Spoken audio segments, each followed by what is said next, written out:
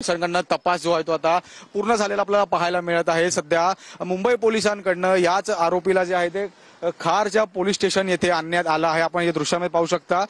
खरं तर गेल्या 3 दिवसापासूनच मुंबई पोलीस हे ऍक्शन मोड वरती होती। या आरोपीला शोधण्यासाठी, याचा शोध घेण्यासाठी अखेर मुंबई पोलिसांना या आरोपीला पकडण्यामध्ये यश आलेलं आपल्याला पाहायला मिळत आहे। आपण या लाईव्ह दृश्यांमध्ये पाहू शकता। आरोपीला सध्या मुंबई पोलिसांच्या ताब्यात असलेलं आपल्याला पाहायला मिळत आहे।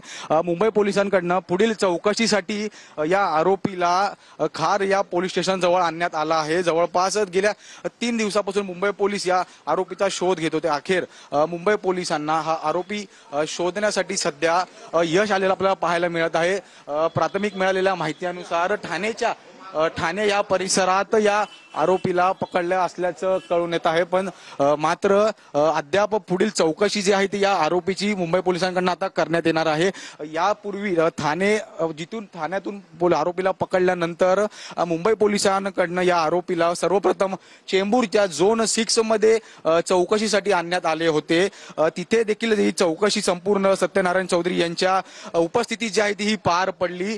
याच नंतर जे आहे ते त्या आरोपीला चेंबूर झोन 6च्या या चौकीमधून जे आहे ते कारमध्ये त्यांना घेऊन येण्यात आलं आहे। सध्या मुंबई पोलिसांकडनं या आरोपीवरती पुढील चौकशी, पुढील तपास जो आहे तो या खार पोलीस स्टेशनमध्ये घेताना आपल्याला पाहायला मिळत आहे। मात्र खरं गेल्या 3 दिवसांपासून मुंबई पोलीस या आरोपीच्या शोधात होते आणि अखेर मुंबई पोलिसांना हा आरोपी जो आहे तो मिळालेला आपल्याला पाहायला मिळत आहे।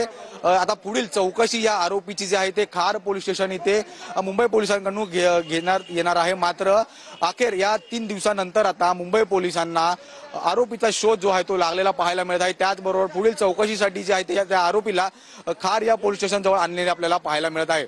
व्हिडिओ जर्नलिस्ट जितेंद्र सह मी जय पवार, TV9 मराठी, मुंबई।